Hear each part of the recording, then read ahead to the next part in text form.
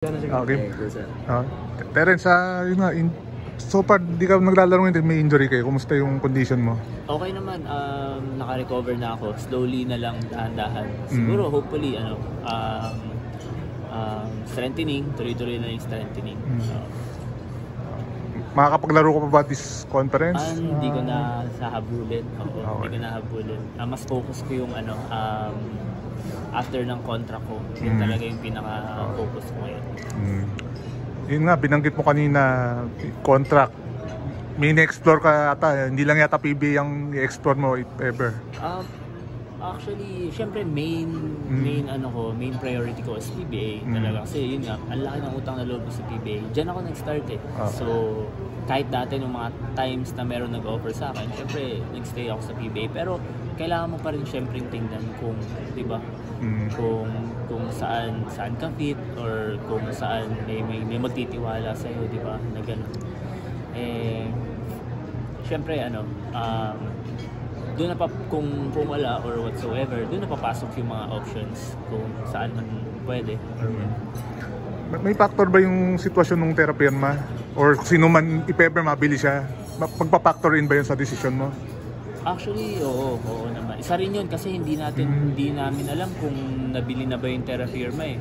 Ewan namin kung nabili na or hindi ibibenta. So, ewan ko kung wala akong idea. Pero ang focus ko talaga ngayon is kung saan yung parang team na pwede akong mag-fit tsaka may magtitiwala sa akin. Kasi dati nung last naman sa last team ko naman sa San Miguel, okay naman yung performance ko eh.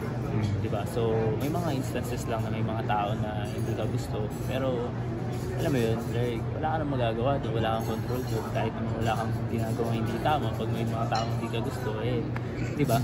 Ganun talaga. Pero at the end of the day, syempre kailangan mong humana pa rin ang way, kailangan mo na magsikap pa rin na maggaling, magpalakas, di ba?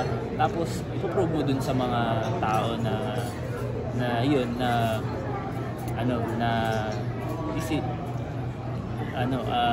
tama yung na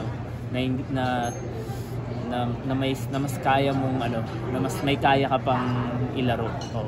Kasi may mga tao talaga na minsan alam mo na, di ba? Minsan, halimbawa for example, coach, hindi ka talaga gusto ng coach, hindi ka makaka-perform, diba? So, yung mga ganung times talaga. Pero ako, all throughout my career sa time ko dati, simula na napunta ako sa San Miguel, yung time ko kay Coach Leo, sobrang ganda ng career ko.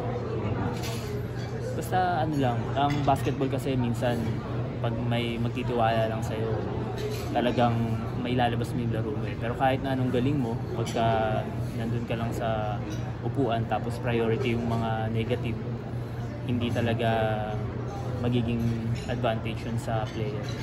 For me. So, maraming nangyayari sa ganong instances. So, pag mga nangyayari na yung mga ganong bagay, wala ka ng control doon.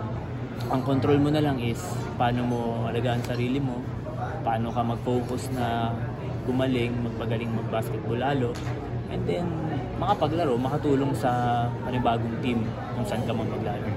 Pero sabi mo nagpaparamdam na ba sa inyo teams? PBA or ewan ko baka PBA, Japan or wala akong actually hindi pa ako actually kumakausap sa mga PBA team. Hindi pa ako kumakausap. Kasi wala naman akong talagang parang ngayon na counsel or agent. So ako lang talaga yung kumakausap. So tingnan ko kung anong mangyayari, kung anong maganda.